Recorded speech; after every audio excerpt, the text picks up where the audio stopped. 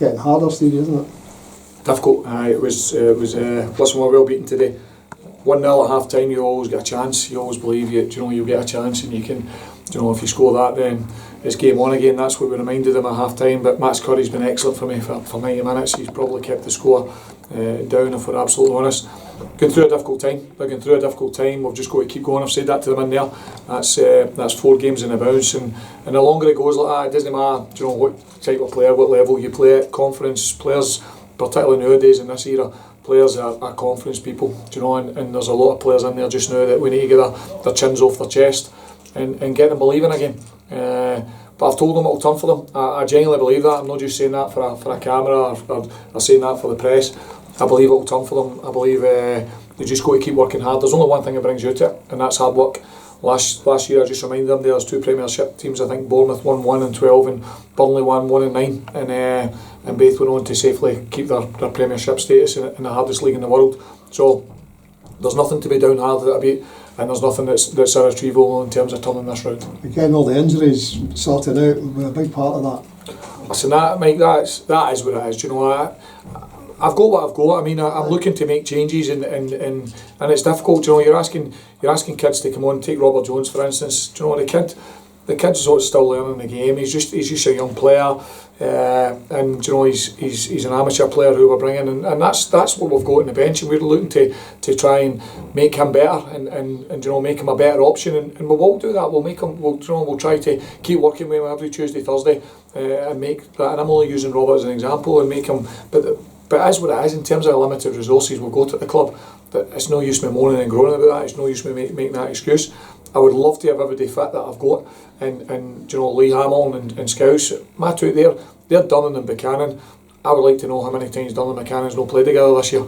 They probably played week in, week out. I've got Hamilton and Cummins, and I would like to know how many times they've played together each year.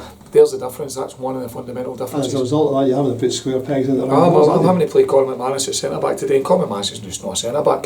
He's a good footballer, but he's not a centre back. He's not aggressive enough. He just doesn't know where to be, and he's no natural to the position.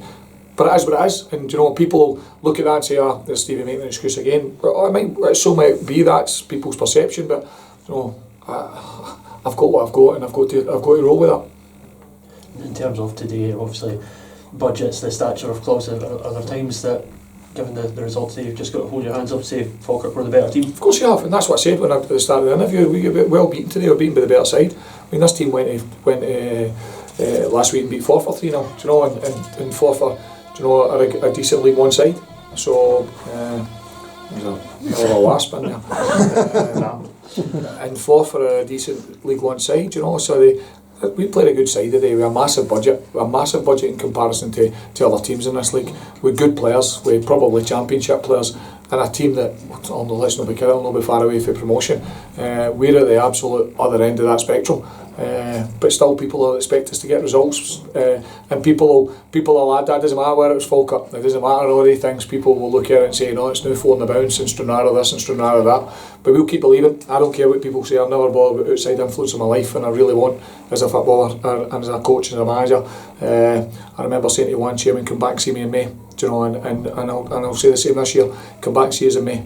Come back and see us when the league's not finished and everybody's going on summer holidays, and we'll see if we're in the bottom 2 in May. 2 tough away games to round off the first quarter? Of course it is, it's too tough. We're away from home in both against decent opposition. Again, you're going to Airdrie. I've spent lots of money this year, and I've got massive aspirations to be in the top 4. And you've got the team, I don't know whether they're still sitting top of the league tonight in terms of East 5. So it couldn't be tougher for us. But every game in League One's tough. And just now, the period we're going through, every game's a tough game. But I'll tell you, we will not stop working until we turn it, and we will turn it. We will turn it, and I'm not saying that in hope. I'm saying that because I truly believe it, and with the greatest respect in the world, we've done it before.